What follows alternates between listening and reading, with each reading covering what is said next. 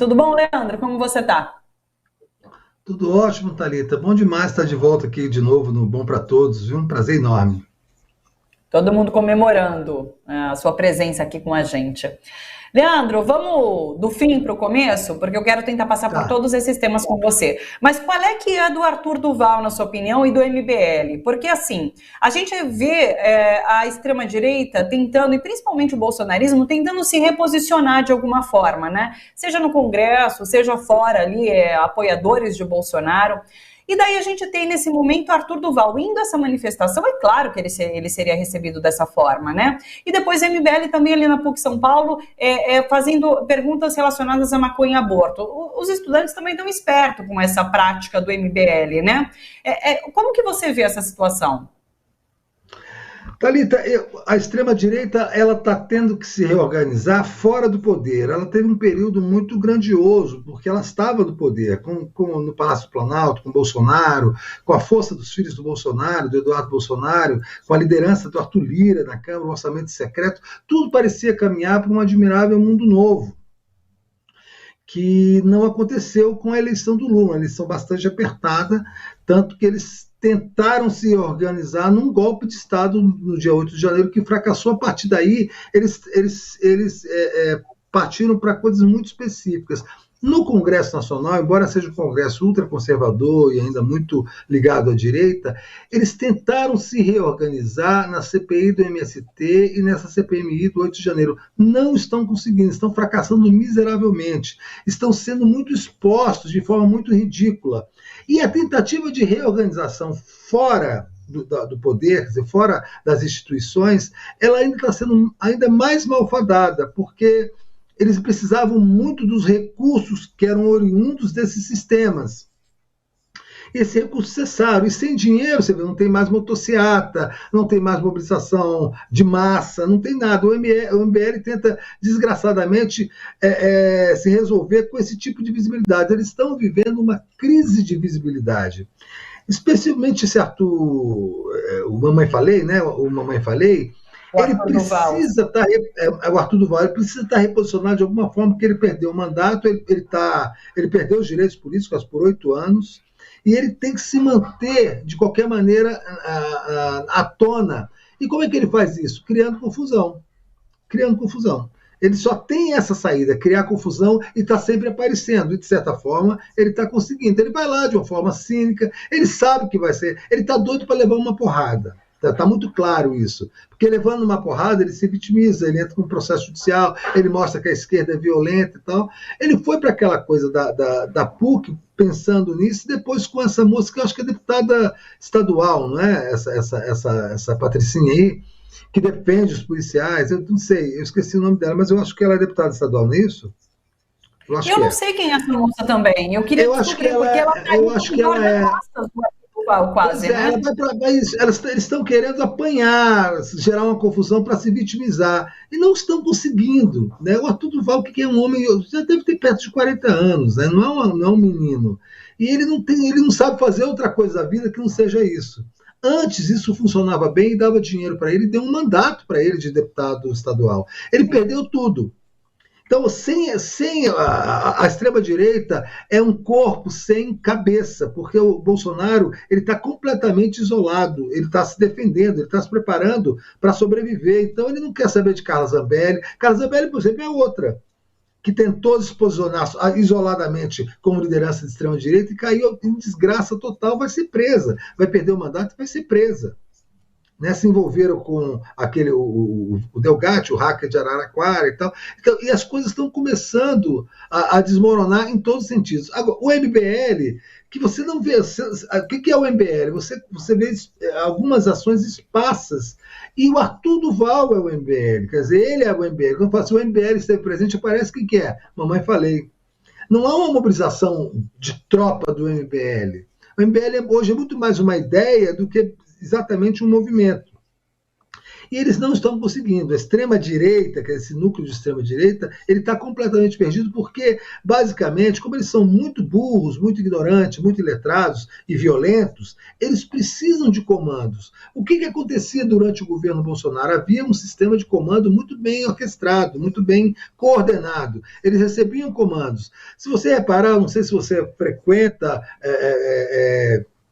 ambientes bolsonaristas, ou faz parte de algum grupo bolsonarista, ou recebe material de bolsonaristas, que é o meu caso, eles estão repetindo fake news, eles estão requentando fake news, eles estão desesperadamente produzindo conteúdo sem nenhuma coordenação, lançando as teses mais absurdas, lutando contra números, contra dados, contra informações, né?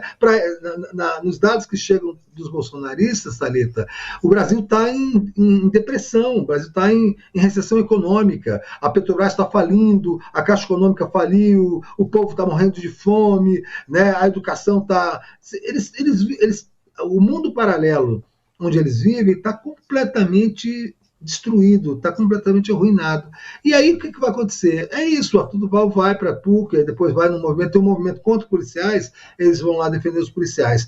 O que está mantendo minimamente numa zona de conforto é o fato de que em São Paulo há hoje um governo nitidamente fascistoide, com rotina de governo fascistoide, com ideias de governo fascistoide e com ações de governo fascistoide, como esse massacre no Guarujá, comandado, ordenado, né, pelo governador Tarcísio de Freitas.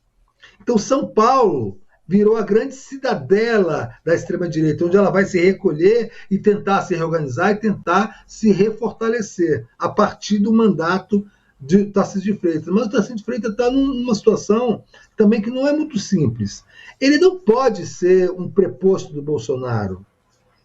Não pode ser um preposto do Bolsonaro. Ele tem que ganhar força própria, cara própria, ter uma identidade própria, para aí sim surgir como uma liderança da extrema-direita nacional com identidade própria e não uma sombra do Bolsonaro. E ele não consegue fazer isso. Ele não consegue, porque ele não consegue lidar com as muitas contradições que tem a política, porque ele não conhece política, ele é um neófito, ele não tem jogo de cintura. Então ele já estava, acho que ontem, culpando a imprensa sobre as repercussões do massacre do Guarujá. Ele achou que ia surfar, todo mundo ia adorar, que ele estava mandando matar pobres, assassinar bandidos, assassinar pais de família dizendo que são bandidos, e com aquele discurso de que todo mundo ali é bandido. Aí sai uma pesquisa feita a quente pelo Instituto Quest, a partir da repercussão da Operação Escudo no Guarujá nas redes sociais. Eles pegaram 227 mil mensagens e analisaram 81% dessas mensagens eram desfavoráveis à ação, condenavam a ação. Isso tudo está surpreendendo eles, porque o mundo que eles viviam era diferente. Então eles vão ter que se organizar, inclusive na estratégia de mobilização de massas. Isso não vai ser fácil para eles, viu? Perfeito. Acho que a resposta está aí na sua fala. Realmente, Marcos Duval, mamãe falei, foi para essa manifestação para criar um factoide. Marcos Duval é outro louco, né? É outro idiota igual. Essa família Duval está muito mal representada. Arthur Duval foi para lá para receber um sopapo, realmente, criar uma cena para se vitimizar. Sabe que você citou a CPI do MST, Leandro, e a gente comentou ontem aqui sobre ela, porque a extrema-direita, ela presente também, inclusive na presidência da CPI, né, agrediu a Sâmia Bonfim, né, uma fala machista, gordofóbica, e depois Sâmia respondeu lindamente a agressão que ela sofreu. Ficou muito feio. Eles estão querendo fazer circo para conseguir essas cenas. Pois é, esse tenente-coronel Zucco, que é um cretino. Sim. Eles achavam que essa CPI seria a ponta de lança para a destruição do MST, para o ataque às esquerdas, e o tiro saiu absolutamente pela culatra.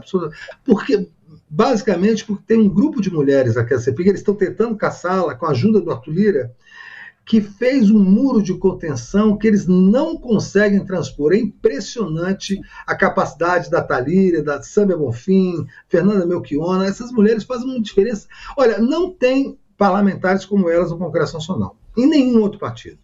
Maria do Rosário, do PT, são 4 do PSOL e 2 do PT. Não tem hoje, não existe hoje no parlamento brasileiro ninguém próximo dessas mulheres. Com a coragem delas, com a capacidade, com a articulação, com o conhecimento de regimento, de argumentação política, lógica, elas são incríveis. E a Sâmia se destaca absolutamente nesse sentido, né? Não é à toa que o cara, sem mais nenhum outro tipo de argumento, sem nenhum tipo de capacidade, ele vai e diz que ela está precisando tomar remédio e comer um hambúrguer. Tá? Um ataque cafajeste, machista, de que a mulher, quando ela está sendo assertiva e quando ela está argumentando, ela tá louca, está histérica, né? Precisa tomar um remédio para se acalmar. E como a Sâmia é gorda, ela vai se acalmar comendo um hambúrguer. Só que a Sâmia é uma mulher linda, ela não tem essa questão dela ser gorda, estar acima do peso. Eu tenho certeza que não tem nenhuma relação com a persona dela. É uma mulher muito bonita, muito inteligente, muito bem articulada e que se expõe hoje como a mais brilhante parlamentar brasileira, e eles morrem de medo dela. Essa é a questão. Eles se urinam de medo dela. Eles têm pavor quando ela pede a palavra, porque eles sabem que vão levar uma cacetada e sem nenhuma condição de resposta. Porque, Thalita, basicamente, eles não têm o repertório intelectual, nem o conhecimento político para rebater uma parlamentar como a Sâmia Bonfim. Então, eles estão desesperados com ela. Então, eles partiram para a baixaria. E ele, não, esse tenente-coronel Zucco, ele tem certeza que ele não tinha noção de como a reação seria violenta a ele. Inclusive no noticiário da mídia tradicional, você viu, né? Todo mundo repercutiu assim, de uma forma muito dura contra esse sujeito. Eles estão completamente perdidos, completamente perdidos. Agora, devemos isso a essas parlamentares mulheres. Devemos isso a parlamentares mulheres trans, como Duda Salabert e Érica Rito. São mulheres espetaculares. E assim, num bando de congresso que tem muito, mas muito homem frouxo. Sim, gente que não tem coragem de apoiá-las, por exemplo. Gente que não tem coragem de tomar a palavra. Vem cá, você... Né? Quem é que brigou com o Coronel Zucco? As mulheres. As mulheres. Né? Salvo raras exceções e justas exceções, como, por exemplo, o deputado Rogério Correia, do PT de Minas Gerais, que também é um sujeito formidável. Assim, é muito homem frouxo, é muito homem preso na liturgia do Congresso, com medo de entrar em debate, com medo de proteger quem tem que ser protegido, com medo de fazer o debate olho no olho. Quem faz isso hoje são essas mulheres, e particularmente a Sâmia. E eles têm muito medo dela. Mas você vê, quando ela pega a palavra, você sente a tensão no ar. Né? Eles se mexem na cadeira, Ricardo Salles e esse tenente-coronel Zucco se mexem na cadeira porque eles sabem que vão ficar numa situação desfavorável, e sempre ficam. Perfeito, amei, é isso. Elas estão dando um show, estão arrasando. Todo mundo que passa aqui pelo Bom para Todos chama atenção sobre o papel importante que essas mulheres estão tendo, principalmente na CPI do MST. Então mesmo, tá demais de acompanhar.